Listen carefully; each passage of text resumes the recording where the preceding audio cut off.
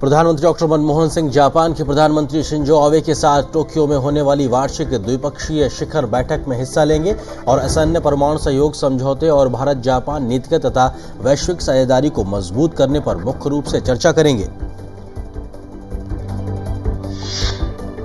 Tokyo रवाना होने से पूर्व डॉक्टर मनमोहन सिंह ने कहा कि आपसी व्यापार और निवेश संबंधों में तेजी लाने और संतुलन बनाने के जरिए आर्थिक भागीदारी की व्यापक संभावनाओं का पता लगाया जाएगा।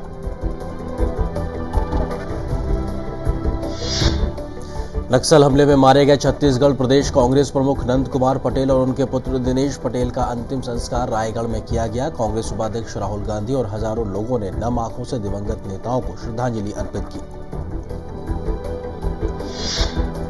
वरिष्ठ कांग्रेसी नेता महेंद्र कर्मा का दंतेवाड़ा में उनके गांव में अंतिम संस्कार किया गया।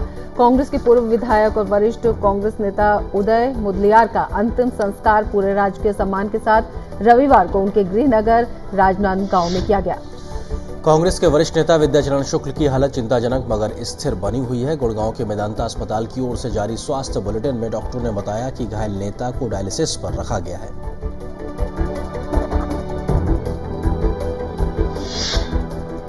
रक्षा मंत्री ए के एंटनी ने कहा है कि छत्तीसगढ़ हमले को देखते हुए फिलहाल नक्सल प्रभावित इलाकों में सेना की सीधी तैनाती की कोई योजना नहीं है। उन्होंने कहा कि नक्सल प्रभावित इलाकों में पुलिस और अर्धसैनिक बलों को मजबूत किया जाएगा।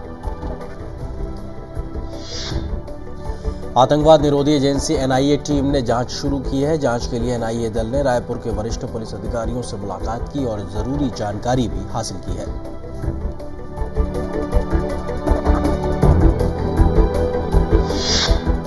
गृह मंत्रालय ने माओवाद प्रभावित सभी राज्यों से राजनेताओं और राजनीतिक कार्यकर्ताओं की सुरक्षा व्यवस्था मजबूत करने और ये सुनिश्चित करने को कहा है कि राजनीतिक गतिविधियां हिंसा से प्रभावित न हो।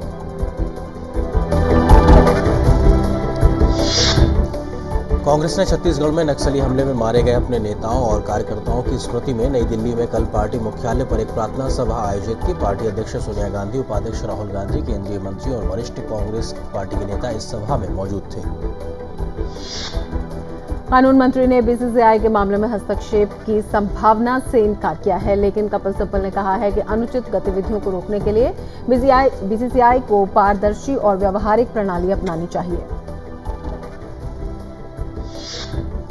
अल्पसंख्यक मामलों के मंत्री रहमान खान ने कहा है कि सरकार ने अल्पसंख्यकों को आरक्षण दिए जाने का वायदा पूरा किया है। उन्होंने कहा है कि अल्पसंख्यकों के लिए विभिन्न प्रकार के कार्यक्रम चलाए जा रहे हैं।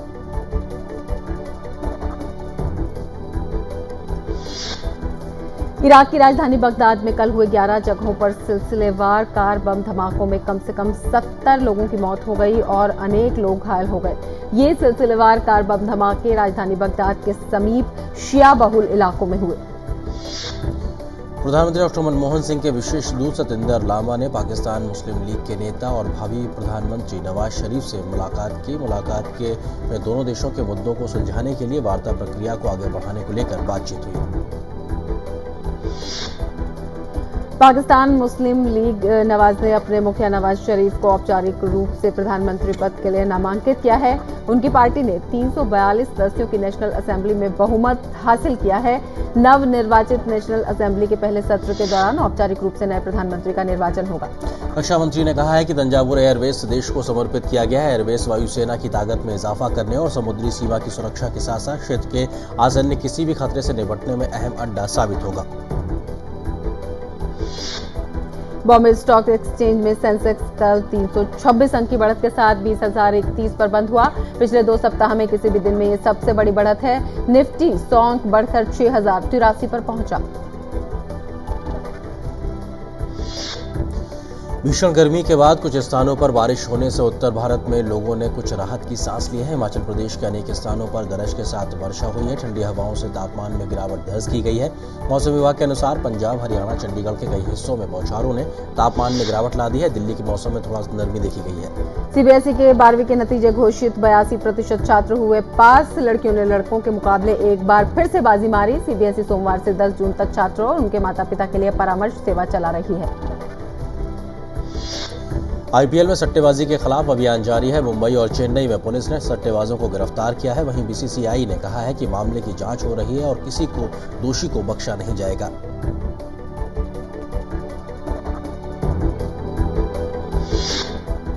पेरिस में चल रहे इस साल के दूसरे grand slam French open tennis tournament में राफेल नडाल, जो विल्फ्रेड सोंगा और लीना ने दूसरे दौर में जगह बना ली है।